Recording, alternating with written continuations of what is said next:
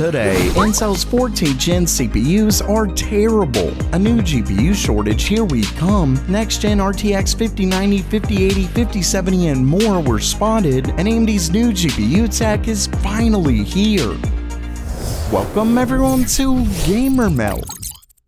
First up for today, Intel's next-gen CPUs really could be dead on arrival. Recently, I covered a benchmark that made Intel's 14th Gen CPUs look alright, but that was just a Geekbench benchmark, one that's not all that great at showing real-world performance. But today, we got a chance to see their 14900K in action on Cinebench. And while Cinebench is still a synthetic benchmark, I'd argue that it's good at showing what the CPUs can do in professional workloads. And here, it's just pathetic.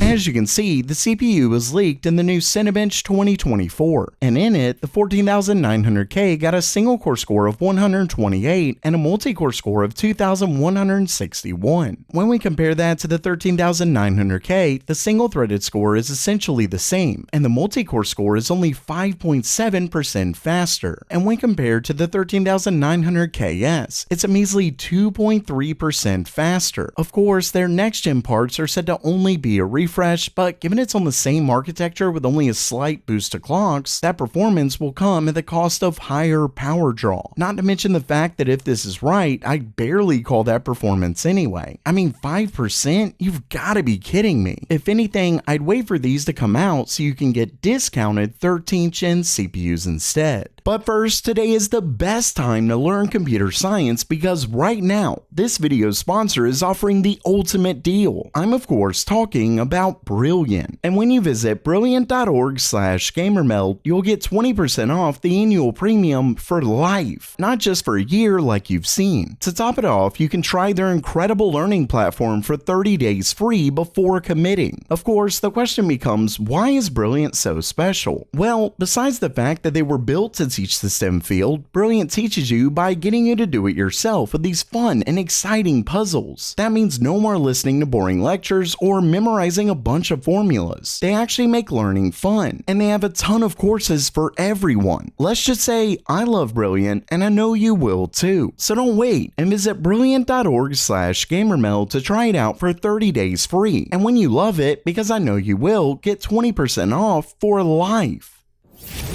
Next up for today, I have some terrible news when it comes to a potential GPU shortage that now looks inevitable. If you remember a little while back, I covered a story that showed Nvidia's accelerator GPUs were having a serious issue keeping up with demand. In that story, companies were beginning to turn to gaming GPUs for their AI needs. Well, in a new story from Tom's Hardware, TSMC's own chairman addressed issues with the shortages. According to him, it boils down to the chip on wafer on substrate packaging capacity, not the silicon or anything like that. Still, given some companies are turning to gaming GPUs, it doesn't matter why the cards are in a shortage. But that's not even the bad news. The chairman also claimed that the shortage won't be alleviated for another year and a half. That's a year and a half for companies to swoop up all the gaming GPUs they can find. All I can say is that I hope this isn't the case, but it does not look good.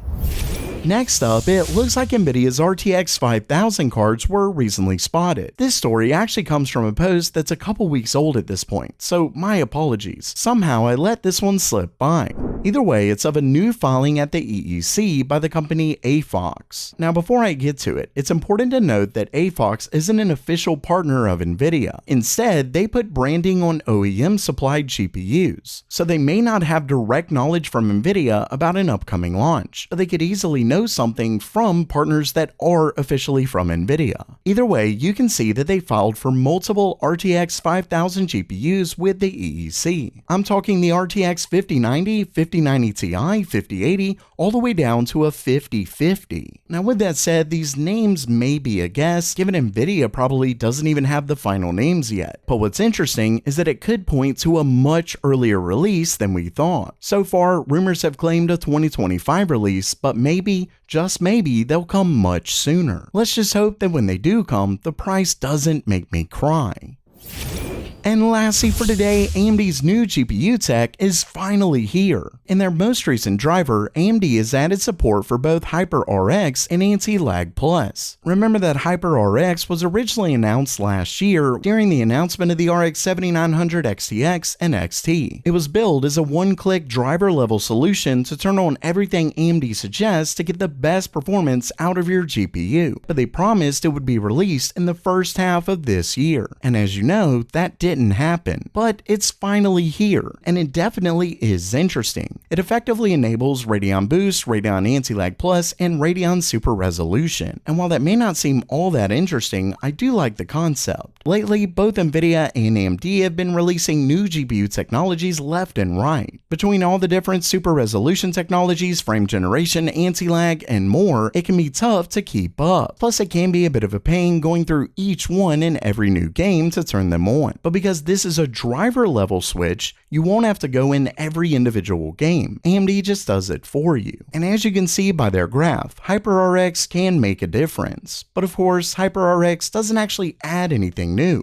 It just makes it easier to enable. And that's what I find interesting about their second release with this driver. We saw it just recently and now it's here, Radeon Anti-Lag Plus. Here you can see that it actually makes a pretty stark difference when compared to their regular anti-lag tech. So it's definitely a nice addition. Of course, this was released to go with frame generation with FSR3, given latency is added when you generate those frames. One downside about both this and HyperRX is that they're currently supported on RDNA 3 cards only. You can see that in my briefing for both of these, they're only supported with their RX 7000 cards and 7040 series APUs. That's obviously a bummer given older cards do get support for frame generation. But as I said in that announcement video, basically frame generation on FSR3 is 100% supported across these GPUs, but they're also offering frame generation on a driver level, and that is RX 7000 only. We'll have to see what the differences are between the two types. Either way, AMD's HyperRX and new Anti-Lag Plus are here.